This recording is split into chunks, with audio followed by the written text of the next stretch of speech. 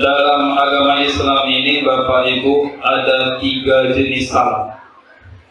Salam yang pertama yaitu salam yang wajib dijawab. Kalau wajib berarti yang tidak menjawab berdosa karena wajib. Salam yang wajib dijawab yaitu salam kita sesama muslim. Seperti tadi saya mengucapkan salam, kemudian Bapak Ibu menjawab. Agar sama-sama dapat pahala segala, diulangi lagi. Assalamualaikum warahmatullahi wabarakatuh.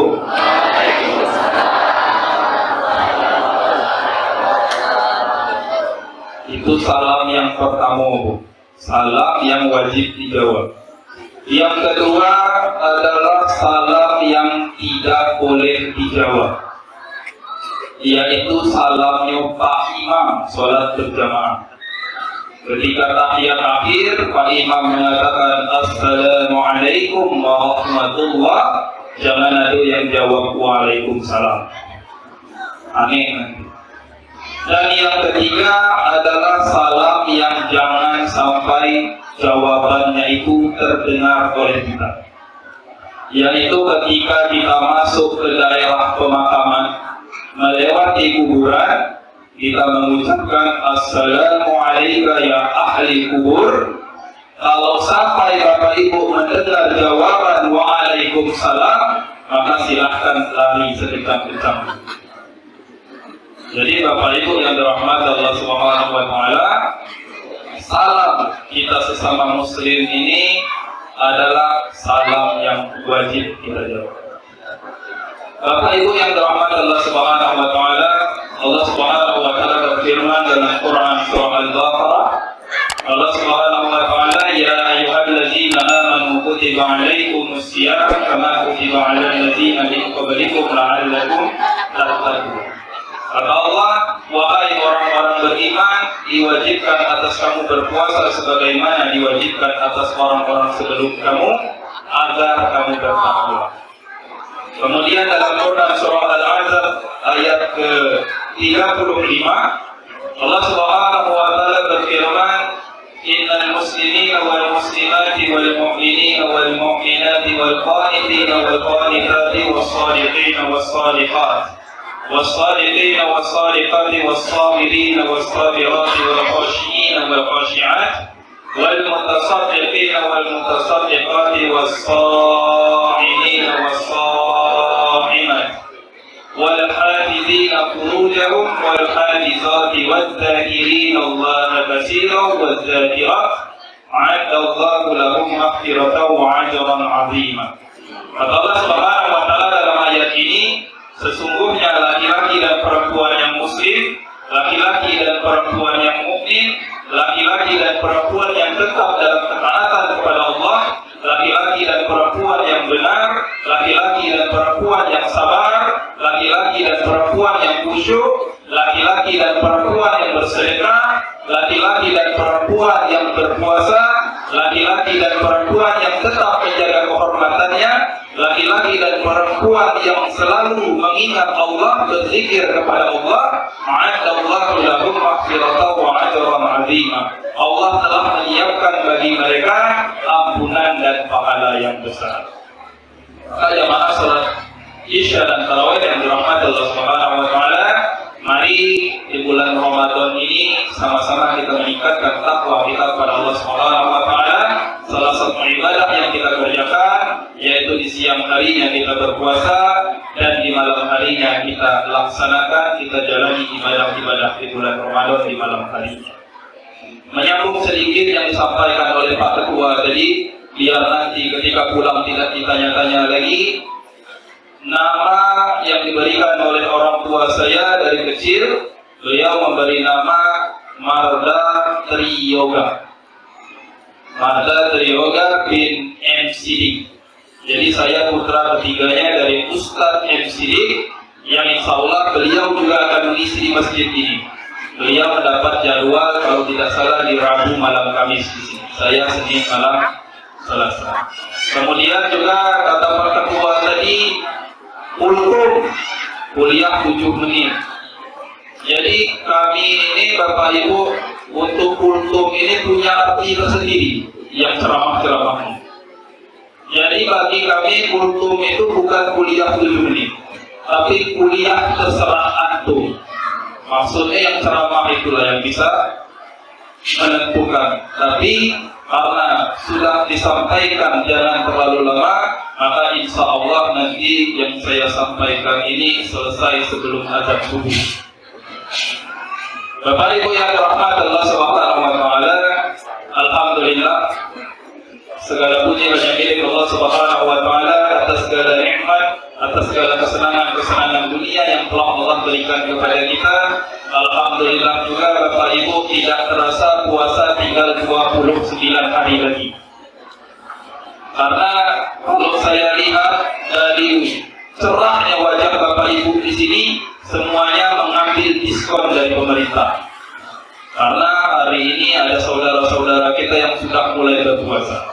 Yang puasa kemarin jumlahnya 30 hari, nantinya insya Allah, dan kita 29 hari. Karena Rasulullah SAW itu sepanjang hayatnya beliau berpuasa 9 kali bertemu dengan bulan Ramadan, 8 kali beliau laksanakan 29 hari, dan 1 kali 30 hari.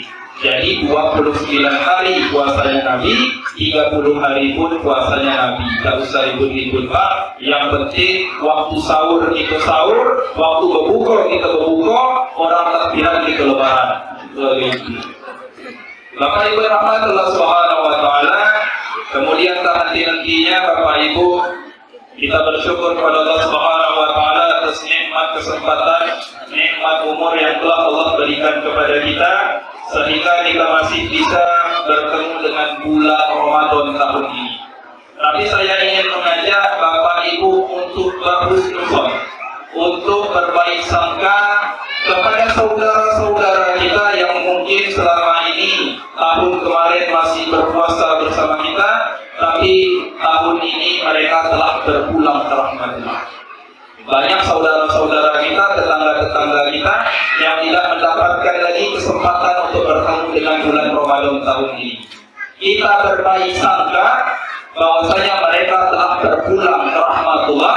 Mereka tidak mendapatkan lagi kesempatan bertemu dengan bulan Ramadan tahun ini karena memang mereka sudah mendapatkan ampunan dari Allah dan mereka sudah meninggal dalam keadaan husnul khotimah. Dan kita yang hari ini diberikan kesempatan oleh Allah masih harus menjalankan ibadah puasa ini, maka kita berbaik sangka pula Bu. Jangan-jangan dosa kita ini masih banyak, yang akhirnya Allah memberikan kita untuk bulan Ramadan ini di saat saudara-saudara kita sudah duluan menghadap Allah, tapi kita diberikan kesempatan lagi tahun ini. Maka kita berbaik sangka kepada Allah. Kesempatan ini adalah kesempatan yang diberikan oleh Allah karena saat ini kita masih berlumuran dosa.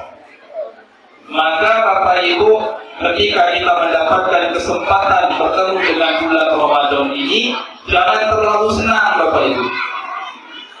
Apalagi banyak orang yang senang dengan perkara-perkara dunia. Anak-anak bujang kalau puasa kok semangatnya tarawih.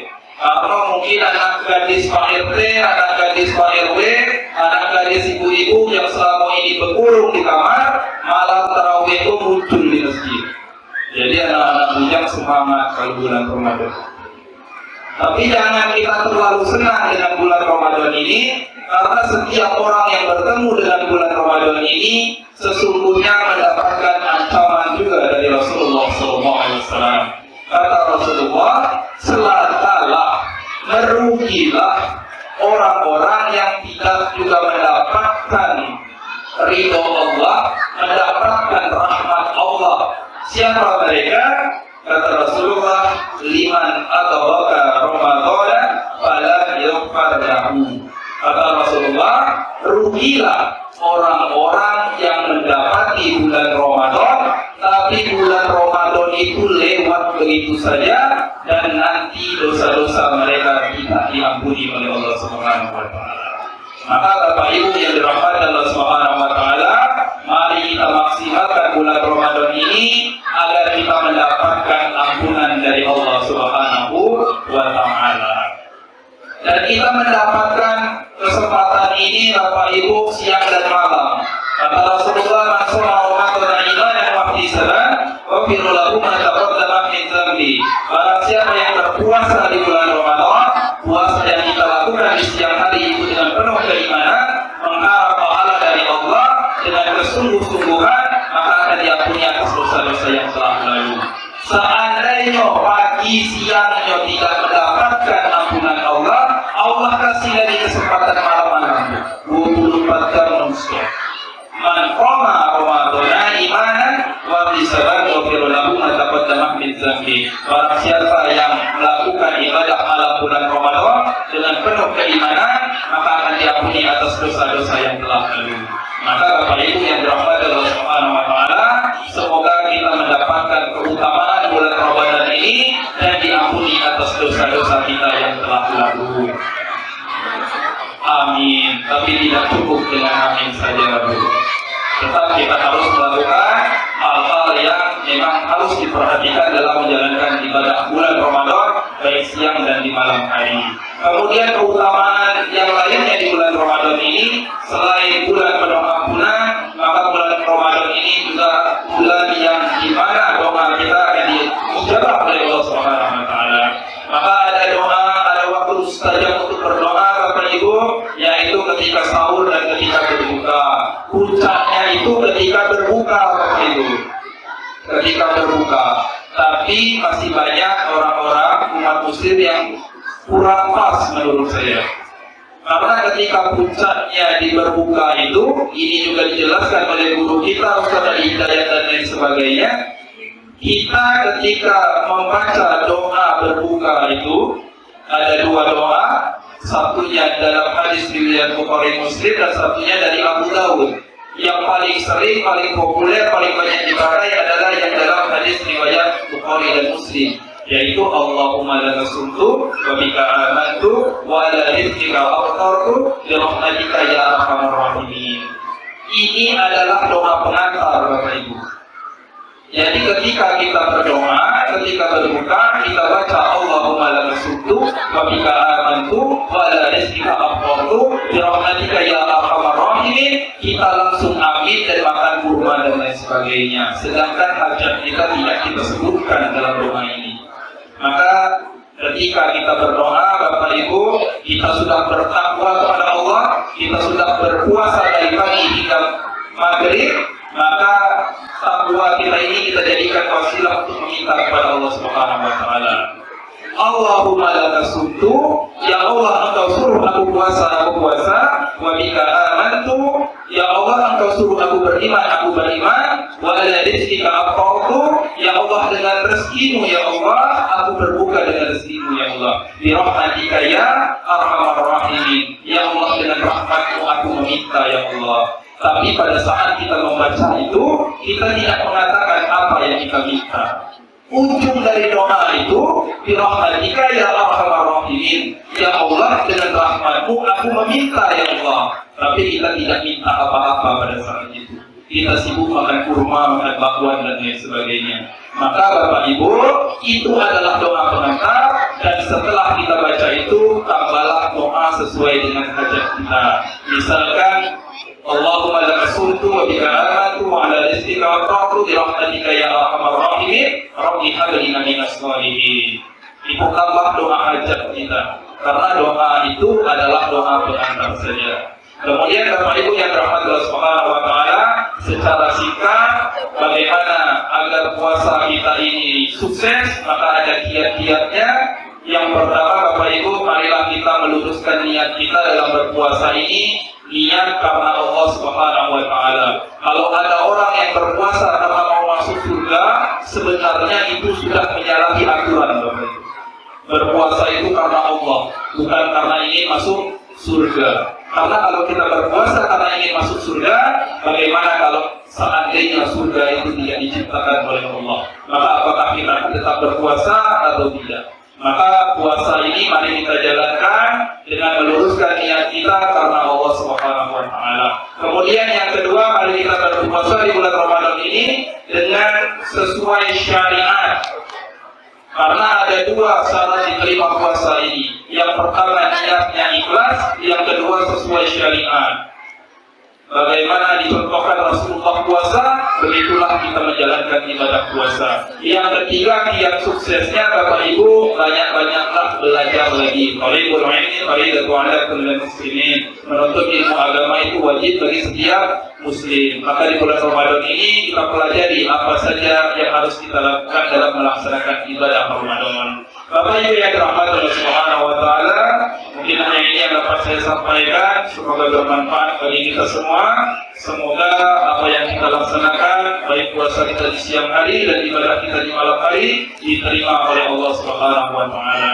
Kita dikumpulkan di dunia ini dan insya Allah nantinya dengan takwa ini Allah Subhanahu wa taala mengumpulkan kita lagi di surga Allah Subhanahu wa taala. Saya akhiri, mari kita tutup dengan doa kafaratul majlis. Subhanakallahumma wa bihamdika asyhadu an la ilaha illa anta astaghfiruka wa atubu ilaik. Saya akhiri. Wassalamualaikum warahmatullahi wabarakatuh.